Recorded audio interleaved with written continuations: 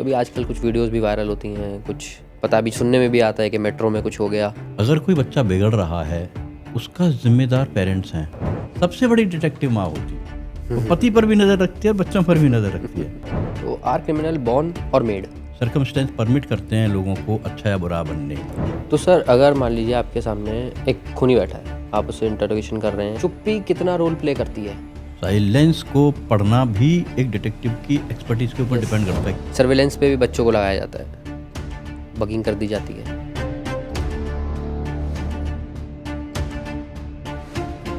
नमस्कार दोस्तों, कैसे हैं आप? मैं आशु प्रजापति स्वागत करता हूं आप सभी का आपके अपने पॉडकास्ट शो साइकोरियन टॉक्स में। और आज के जो हमारे गेस्ट हैं, he is a detective, mister Shiv Kumar Raghav. और आज हमने उनसे बात करी क्राइम के बारे में, कैसे वो क्रिमिनल्स को पकड़ते हैं, कैसे वो अलग अलग टाइप के क्रिमिनल्स को पकड़ते हैं, क्या उसके पीछे का माइंड रहता है, क्या क्या डेटा कलेक्ट करना होता है उनको, और भी बहुत कुछ। और आई होप आपको ये कन्वर्सेशन काफ़ी इंटरेस्टिंग लगने वाली है। So let's begin the show. तो कैसे हैं राघव सर? कैसे आप? बहुत बढ़िया, काफ़ी टाइम बाद। हाँ, ऑडियंस वेट कर रही थी आपका। मैं आपका इंतजार कर रहा था। अच्छा, आप हमारा इंतजार करते, हम आपका इंतजार कर रहे थे। तो नाइस ऑफ यू। तो फिर से कुछ वायरल कंटेंट, वायरल रील्स निकालने का समय आ जी, गया है जरूर। और लोगों को गाइड करने का समय आ गया है। पिछली बार काफ़ी लोग आए थे, काफ़ी इंक्वायरी आई थी। हाँ। काफ़ी लोगों ने आपकी डिमांड पेश करी थी कि सर से हमें अपनी इन्वेस्टिगेशन करवानी है। अच्छा रेस्पॉन्स था। जी, काफ़ी अच्छा था। जी, जी। और हमारी रील काफ़ी मिलियंस में गई थी। मिलियन में राइट। तो अब सवाल से शुरू करते हैं। तो आर क्रिमिनल बॉर्न और मेड? सर्कमस्टेंस के ऊपर निर्भर करता है कि कौन क्रिमिनल बनता है। बाय ब्लड शायद नहीं होते। सर्कमस्टेंसेस होते हैं कि सर्कमस्टेंस परमिट करते हैं लोगों को अच्छा या बुरा बनने के लिए। जी, तो आप ये कहना चाह रहे हैं कि परिस्थिति ही हमेशा इंसान को जी जी जी, एक मुजरिम बनाती है। और डिटेक्टिव भी बनाती है। Okay okay. तो कुछ क्रिमिनल्स होते हैं जिनको शौक होता है कि हम पकड़े जाएं। जी उनके पीछे की क्या मानसिकता होती है? हाँ, हो सकता है कि वो लाइमलाइट में आना चाहते हो, एक तरह से अपनी मार्केटिंग कर रहे हो। जी क्योंकि कुछ ऐसे अपराध करते हैं जिसमें जल्दी जेल से छूट जाएंगे और आके फिर उनकी डिमांड होगी, उनकी अपनी मार्केट होगी। वो उसी अच्छा, तरीके के लोग, उसी फीलिंग के लोग उनको कांटेक्ट करेंगे और उनको उसमें काम मिलेगा, आगे बढ़ेंगे क्राइम में। तो मतलब वो ये चाहते हैं कि हमारी डिमांड बढ़े, हम और क्राइम कर Yes. पाएं, इसलिए वो जान के छोटे क्राइम करके पकड़े जाते हैं। You know everything is marketing. वो तो है। जितना दिखोगे उतना बिकोगे। Right. वो भी वही करते हैं बेसिकली। तो अपनी मार्केट में मैं एक एग्जांपल देना चाहूँगा। जी जी बिल्कुल। हमारे क्षेत्र में एक बड़े इंडस्ट्रियलिस्ट हैं। एक छोटे मोटे बहुत ही कम प्रचलित क्रिमिनल ने उनको फायर किया, उनके ऊपर फायर किया, फायरिंग कर दी सीधा? फायरिंग कर दी ओके, और फिर वो गायब हो गया। ठीक है बाद में पुलिस ने उसको ट्रेस किया, ठीक है। पकड़ा। वो पुलिस से बोलता रहा कि मैंने नहीं किया है, मुझे छोड़ दीजिए। पुलिस नहीं मानी। वो पुलिस को क्या बोलता है, ठीक है आप मुझे अंदर करिए, जब मैं वापस आऊँगा तो मार्केट में मेरा नाम होगा कि मैंने इतने बड़े इंडस्ट्रियलिस्ट के ऊपर फायर किया था। तो it's you know everything is marketing. तो अब मेरा सवाल ये है कि क्या उसने सही में फायर किया था? किया था, किया था उसने। ओके, फिर झूठ बोल रहा था बेसिकली वो वहाँ पे के। बचने के लिए बोला कि मुझे छोड़ दीजिए, नहीं तो जब मैं बाहर आऊँगा तो मेरी तो मार्केटिंग हो चुकी होगी। तो सर डिटेक्टिव बनने से पहले आपने जाहिर सी बात है पिक्चरें भी देखी होंगी डिटेक्टिव वाली। हाँ, कुछ पढ़ाई भी की थी। कुछ पढ़ाई भी की थी, कुछ पिक्चरें भी देखी होंगी। हाँ, पिक्चरें देखते थे। हाँ, तो डिटेक्टिव लाइन में आने के बाद आपको कब पता चला कि अब ये फिल्म ही नहीं रहा, ये जो दिखाया जाता है उससे अलग है? हाँ, ये एक्चुअली जब ग्राउंड में आप काम करते हैं तो रियलिटी में अलग सर्कमस्टेंसेस होते हैं, चुनौतियाँ अलग होती हैं।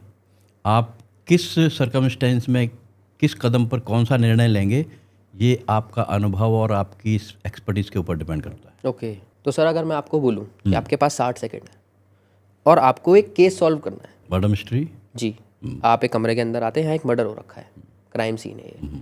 अब मैं बोलूँ सर आपके पास सिर्फ 60 सेकंड है, मैं आपको 60 सेकंड का समय देता हूँ, आपको जो सबूत लेने हैं, जो जो फोटो ले सकते हैं, आप जो करना है, आप बस 60 सेकंड है, उसके बाद आप इस कमरे से बाहर चली जाइएगा। फिर आपको जो करना है आप करिए। तो लेकिन इस 60 सेकंड में आप क्या से क्या प्रूफ गैदर करने की कोशिश करेंगे? उस क्राइम सीन में एंटर करने के बाद, उस रूम में एंटर करने के बाद सबसे पहले हम लोग बॉडी को देखेंगे जी, कि बॉडी किस हालात में पड़ी हुई है, उसके साथ किस प्रकार मर्डर किस प्रकार हुआ है, जैसे कि गला दबाया गया है या धारदार हथियार से हुआ है या फिर पॉइजन दिया गया है। हम कोशिश करेंगे क्या हम वहाँ से फुटप्रिंट्स ले सकते हैं। 40 सेकंड बचे हैं, जल्दी।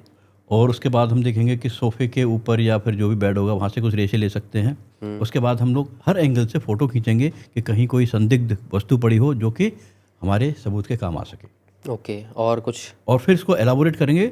उसके बाद हम लोग इसके ऊपर फॉरेंसिक एग्जामिनेशन कर एग्जामिनेशन के सकते लिए। हैं। फॉरेंसिक एनालिसिस होगी and then comes the CCTV and the chowkidar and all. वो सब बात का काम। बात का हो गया। तो 60 सेकंड में आप ये वाले प्रूफ गैदर कर लेंगे। एक चीज़ मैंने ध्यान नोटिस करी, इस 60 सेकंड में आप तेज तेज भी बोलने लगे कि जल्दी जल्दी मैं बोल भी दूँ।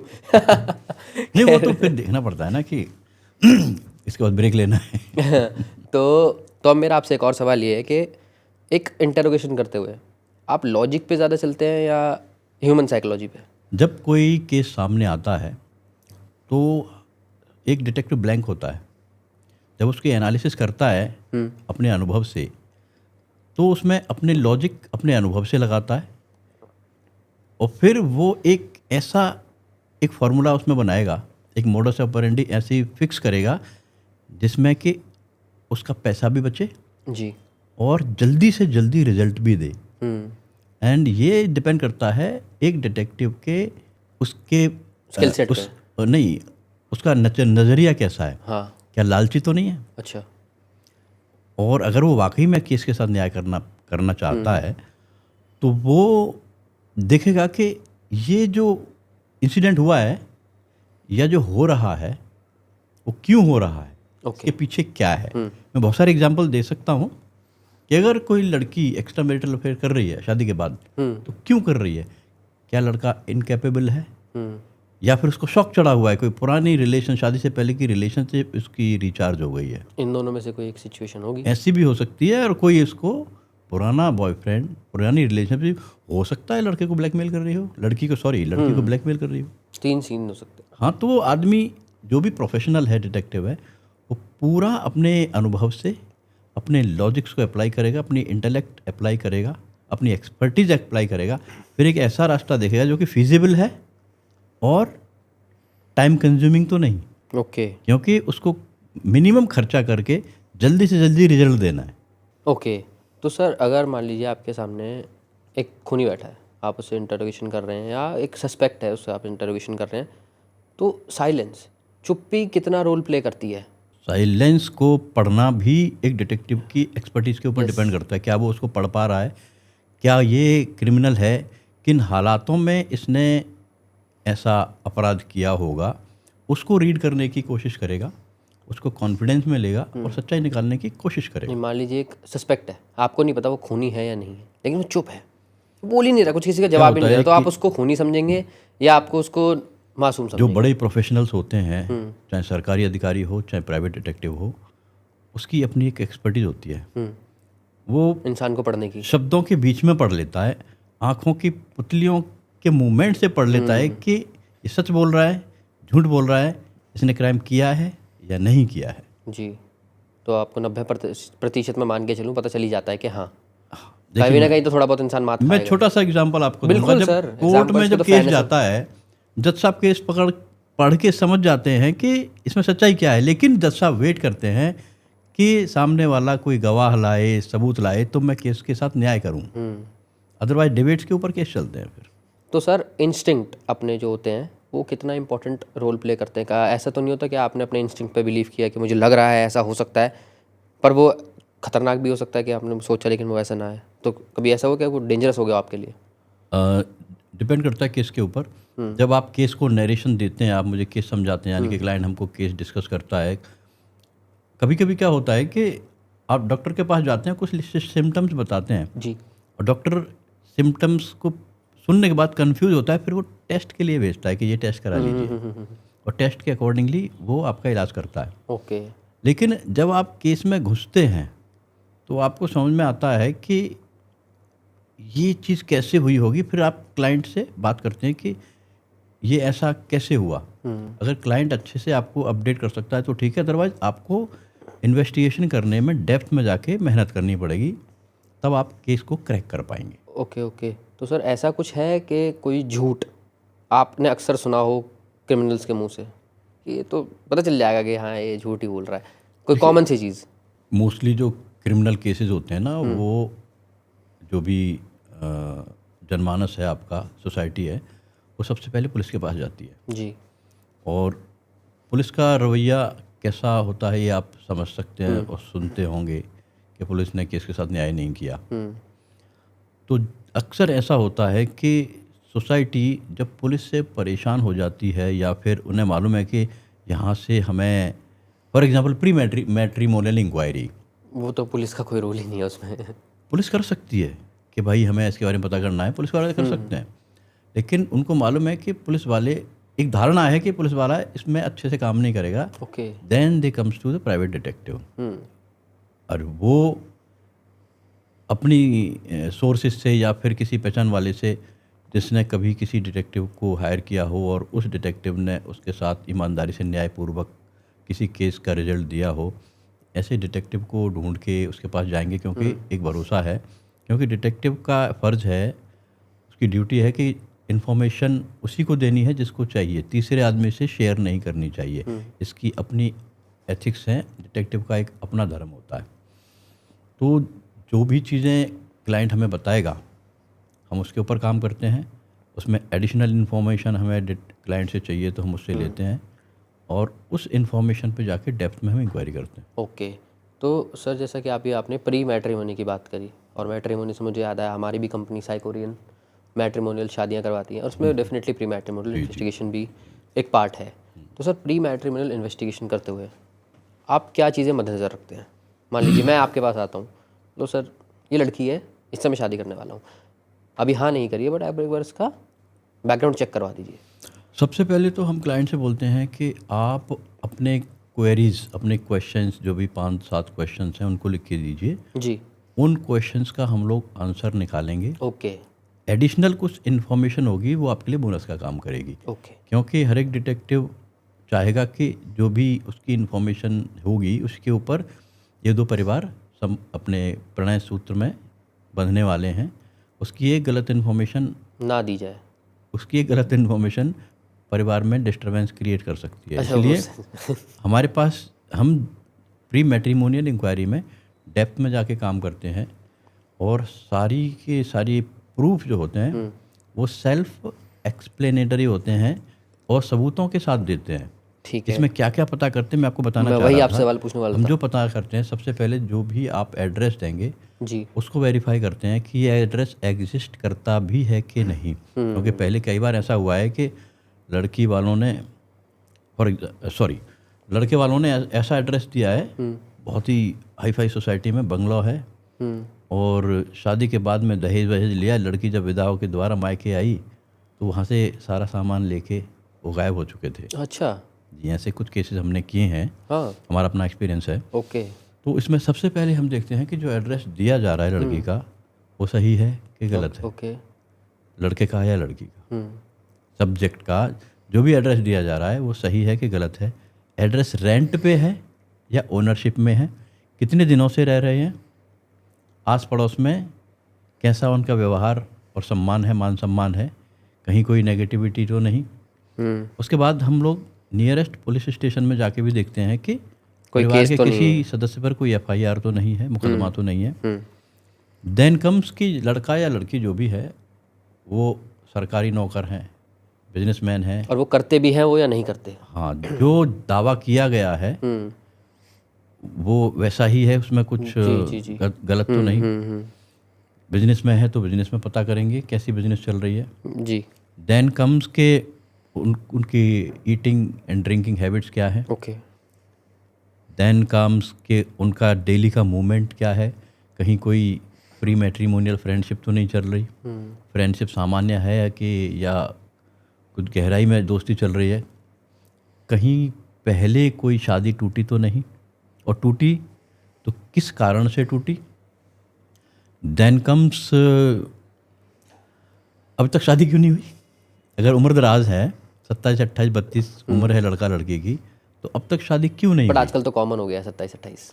नहीं, हम बताते हैं कि कैरियर की वजह से शादी नहीं करी या फिर हुई नहीं। ओके। या मैनी थिंग, दो चीज़ें, एक हुई नहीं और एक नहीं करी। डेफिनेटली। वो ये सारी चीज़ें हैं जो कि हम फाइंड आउट करते हैं। ओके, ये मेन चीज़ें जो एक कॉमन आपने बताई हैं जो हर और कोई उसमें पूछना कुछ चाहता है। एडिशनल किसी को इन्फॉर्मेशन चाहिए कि जैसे लड़का या लड़की कोई मेडिकल एलिमेंट तो नहीं है, किसी बीमारी से ग्रस्त तो नहीं है, बहुत ज़रूरी है ये भी। तो उसके ऊपर भी हम लोग काम करते हैं। ओके। और हर केस में कुछ क्वेश्चंस, कुछ प्रश्न, कुछ इंक्वायरीज है ना, अलग अलग होती हैं, depends on the case. Okay, जी ठीक है। तो इसमें मैं जानना चाहूँगा, जैसे आपने बताया कुछ मेडिकल का भी पता करवाना चाहते हैं, तो आप अगर थोड़ा डिटेल में बता पाएँ मेडिकल का क्या? देखिए, टेक्निक जो होती है वो तो मैं डिस्कस नहीं करता, जी। लेकिन कोई पुरानी बीमारी हो हम्म। या किसी बीमारी से ग्रस्त हों, हम पता करके बताते हैं विद प्रूफ, कहाँ से दवाई ली जा रही है, किस हॉस्पिटल में इलाज चल रहा है, कौन डॉक्टर साहब से, और डॉक्टर साहब का क्या कहना है, ये सारी चीज़ें निकाल के देते तो अगर आप तकनीक नहीं बताना चाहते तो मैं तकनीक आपकी बात से जो निकाल पा रहा हूँ मैं ज़रूर वो बोल देता हूँ। शायद आप ये कहना चाह रहे हैं, अगर आपने बोला कि आप डॉक्टर से निकल रहे थे हॉस्पिटल, यानी डेफिनेटली लिंक्स के थ्रू। हैं। अब देखिए आशु, इसमें है कि क्योंकि हम आप ना बोले भली मैं तो बोल सकता हूँ, जो मुझे लगा इस बात हम से। लोग कई इंटरव्यू कर चुके हैं, और आप भी डिटेक्टिव्स के साथ रहते हो, थोड़े बहुत डिटेक्टिव आप भी हो सकते हैं। नहीं, अभी मैं कहाँ बनाऊँ मैं नहीं बना। खैर, तो जैसे सर अभी आपने बहुत अच्छे से एक्सप्लेन किया क्वेश्चंस जो जनरली लोगों के होते हैं एक प्री मैट्रिमोनियल इन्वेस्टिगेशन में, तो कोई आप केस अगर साझा करें हमारे साथ, हमारी जनता के साथ, कुछ अपन को बताएं कि कोई केस क्या हुआ था उसमें pre matrimony. Pre matrimonial cases में बहुत ही भिन्न भिन्न प्रकार के होते हैं। जी। अभी पिछले महीने एक केस आया था जिसमें कि जो कन्या थी, कन्या पक्ष लेके आया था, तो मैंने लड़की से जब बात की तो उसने बताया कि हम 2-3 बार मिले हैं, लेकिन जो लड़का है वो ऐसा लगता है कि मेरे में एज ए गर्ल किसी भी तरीके से इंटरेस्टेड नहीं लगता। ओके, मतलब वो और सड़क से वो बात नहीं बहुत ही करता। एक स्ट्रेंज बिहेवियर है, और शादी करना चाहता है, लेकिन एक अलग जो एक अट्रैक्शन होता है फीमेल वो के नहीं प्रति, feel हो नई रहा नई उसको आपको। कोई लड़की मिली है और एक अजनबी लड़की मिली है, तो जो बिहेवियर है ना वो काफ़ी स्ट्रेंज है। तो सारी डिटेल लेने के बाद हम इन्वेस्टिगेशन में हमने अपनी टीम लगाई। लड़का जो था जिम ट्रेनर था, ओके, और और उसका अन्य लड़कियों से अफेयर चल रहा होगा। नहीं, कुछ इसमें अलग ही निकल के आया। क्या? जब हम गहराई में गए, जब वहाँ पे हमने इंक्वायरी करी, जो जिम में पहलवान आते थे, मालूम पड़ा कि ये लड़का लड़कों में इंटरेस्टेड था। He was interested in males. क्या बात कर रहे हो? उसको लड़कियां पसंद ही नहीं थी, तो फिर शादी के लिए क्यों आया? क्योंकि घर वाले चाहते थे कि इसकी शादी करनी है, इसलिए शादी कर रहा था वो, लेकिन he was not at all interested in girls. अरे बाप रे, फिर? ये नई बीमारी चली है समाज में। हाँ, ये चलिए। और हम कुछ नहीं कर सकते इसमें। तो आपने लड़की पक्ष को बचा लिया कहीं ना कहीं। हाँ, ये इसीलिए मैं हमेशा कहता हूँ कि प्री मैट्रिमोनियल इंक्वायरी हर किसी को करनी चाहिए। कुंडली मिलाएं ना मिलाएं, मैंने एक स्लोगन दिया था, कुंडली मिलाएं या ना मिलाएं, इन्वेस्टिगेशन ज़रूर कराएं। क्योंकि अगर ये चीज़ें अगर शादी के बाद पता पड़ती तो कितना गलत होता, कितना गलत होता, और लड़की इतनी जिंदगी खराब हो जाती है। जिंदगी खराब हो जाती है। तो सर आपने काफ़ी अच्छा केस शेयर करा हमारे साथ, और ऑडियंस को काफ़ी कुछ समझ आया होगा। मैं एक और केस डिस्कस करना चाह रहा जी था जी बिल्कुल सर। कि इसी प्रकार का केस एक बार लड़का पक्ष के लोग हमसे आके मिले। ओके। तो मैंने जब लड़के से बात किया तो उसने मुझे बोला कि लड़की से मैं 2-3 बार मिला हूँ, लेकिन लड़की किसी प्रकार का इंटरेस्ट शो नहीं कर रही है। मैंने गहराई से पूछा तो उन्होंने बताया कि एक थोड़ी बॉडी लैंग्वेज होती है कि भाई मंगेतर से मिल रहे हैं, कि गले लगाना या फिर शेक हैंड करना या कभी कभी किस, ऐसी। मैंने पूछा क्या इस प्रकार की कोई भी रिलेशनशिप आपने शेयर नहीं की? उसने बोला कभी नहीं, वो फासले से मिलती है, और किसी प्रकार का उसके अंदर एक्साइटमेंट मेरे को लेके नहीं है। अच्छा। मैंने बोला गंभीर समस्या है, हम इसको इन्वेस्टिगेट करेंगे। तो जब हम गहराई में गए तो लड़की was proved to be a lesbian. Okay. उसके अपने संबंध थे लड़कियों के साथ। हाँ, और उसकी फ्रेंड सर्कल में वो इस प्रकार की बीमारी के बारे में लोग जानते थे कि वो इसी जे लेस्बियन। ओके, और फिर वो भी परिवार के उसमें अरे आके? उसके घर में नहीं किसी को मालूम था, नहीं मालूम था भाई, परिवार के उसमें आकर वो भी शादी करने के लिए। लेकिन जब बात इन्होंने एक्सपोज हुई, बात इन्होंने आपस में बैठे, तो ऐसा लगा कि लड़की की माँ को मालूम था कि लड़की अच्छा, इस फिर भी। प्रकार का नेचर रखती है। ओके। तो ये नई नई चीज़ें समाज में मुझे लगता है कहीं ना कहीं परिवार वालों को crop मालूम है up तो हो रही रोकना हैं। चाहिए। अब देखिए बहुत सारी चीज़ें ऐसी होती हैं, बच्चे क्या कर रहे हैं, लड़के लड़कियां क्या कर रहे हैं, घर से निकल रहे हैं, काम पे जा रहे हैं, क्या कर रहे हैं नहीं मालूम, नहीं मालूम। या फिर पढ़ने जा रहे हैं, कहीं और जा वाकई रहे में हैं, पढ़ने जा रहे हैं कि क्लब में बैठे हैं या फिर ओयो में जा रहे हैं, nobody knows. Nobody knows, only they knows. Yes. तो काफ़ी चल रहा है आजकल मार्केट में। तो अब हम प्री मैट्रिमनी से पोस्ट मैट्रिमनी पे आ जाते हैं। शादी हो चुकी है, उसके बाद हम किस टाइप की इन्वेस्टिगेशन देखते हैं? डेफिनेटली इसमें एक्स्ट्रा मैरिटल अफेयर आता होगा, चीटिंग आती होगी। तो सर सबसे पहले हम इसके कारण पे एक बार डिस्कशन करते हैं कि क्या कारण होता है कि लोग क्यों करते हैं ये सब। ये इसमें एक मुख्य कारण है ऑप्शन।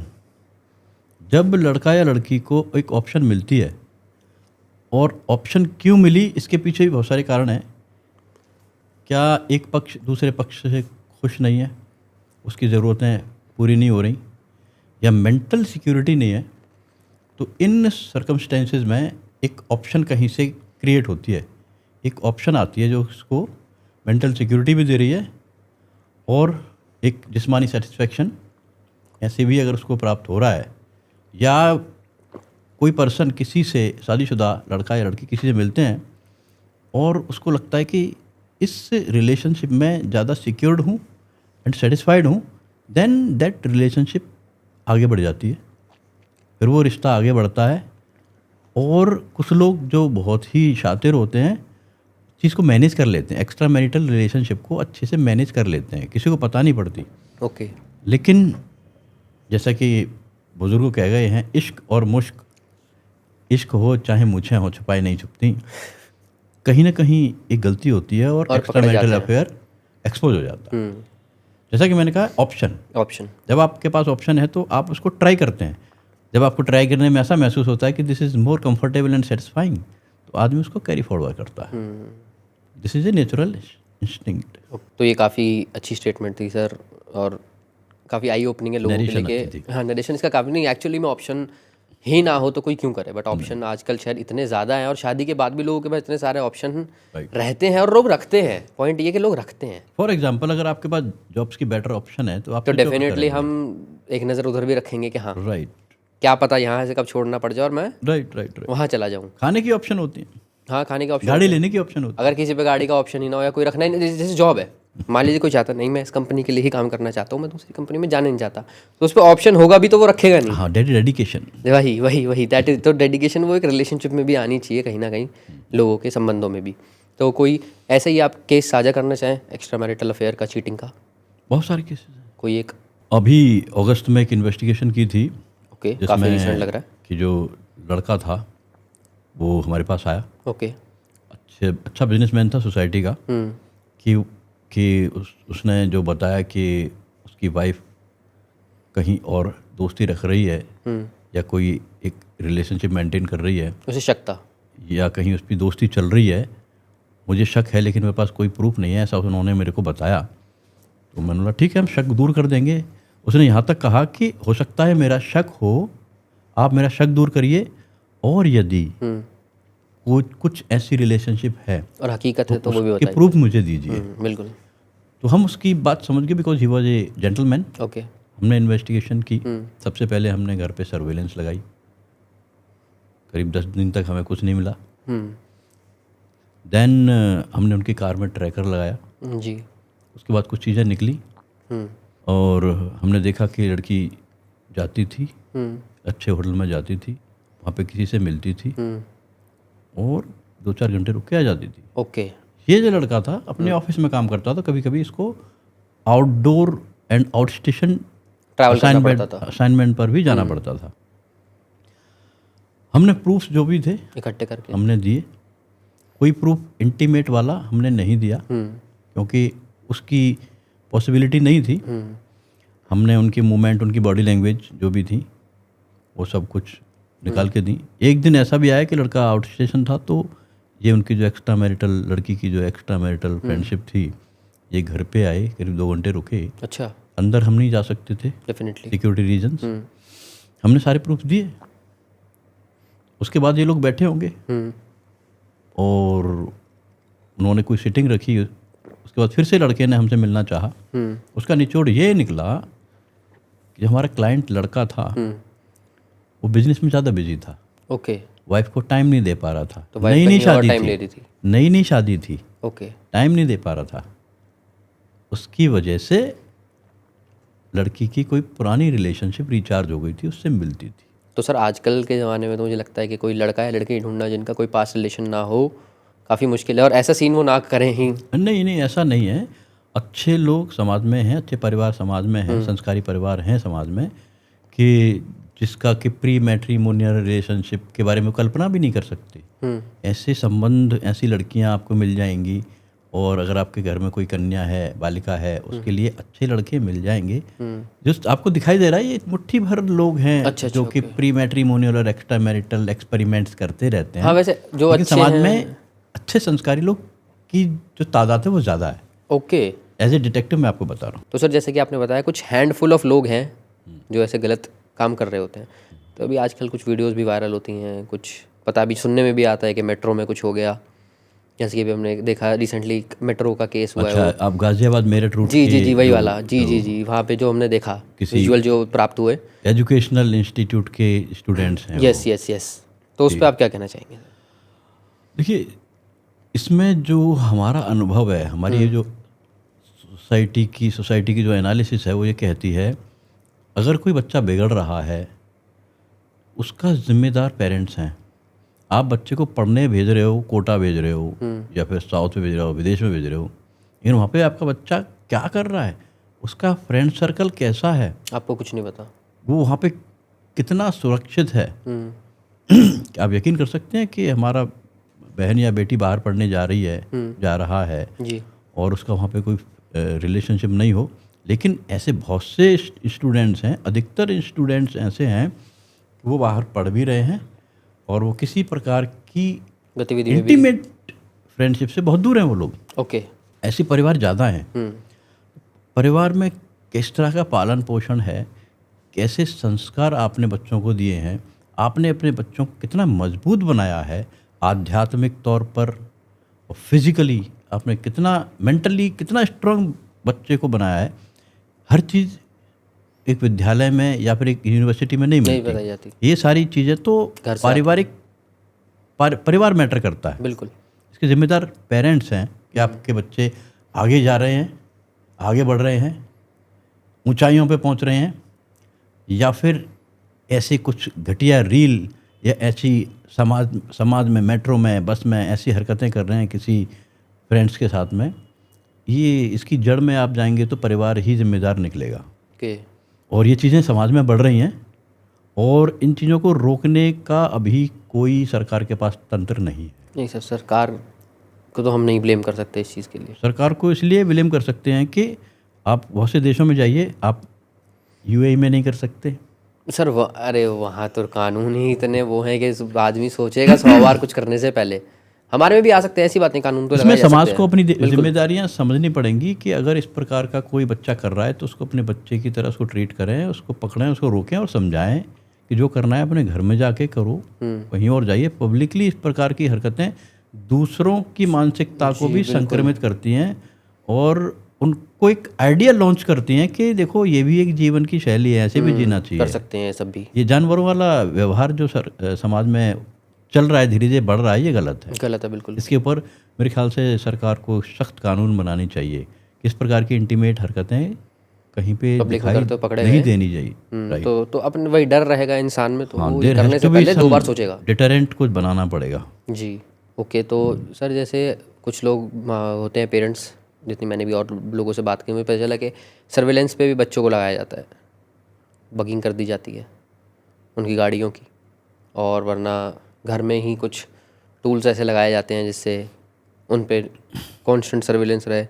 मैं आपका प्रश्न समझ रहा हूँ। जी जी जी जी। इसमें जैसे कि अगर किसी पति को अपनी पत्नी पे शक है तो वो कुछ गैजेट्स के इस्तेमाल करते हैं, गाड़ी में ट्रैकर लगाना, जी, बिल्कुल, या फिर मोबाइल में कुछ ऐसा एक एप्लीकेशन डाल देना जिससे कि जो भी इस प्रकार की इंफॉर्मेशंस हैं पैरेलली अपने किसी टैब के ऊपर या फिर मोबाइल में देख सकें। बिल्कुल। और मेरे ख्याल से ये ज़रूरी भी है ताकि आप करेक्टिव मेजर्स ले सकें। बच्चा अगर गलत राह पे जा रहा है, या पत्नी जा रही है, पति जा रहा है, ताकि आप करेक्ट कर सकें, अपना परिवार बचा सकें, बच्चे का भविष्य बचा सकें। एग्जैक्टली। इसमें बहुत सारी टेक्निक्स होती हैं, कुछ ऐप्स मार्केट में मिलती हैं।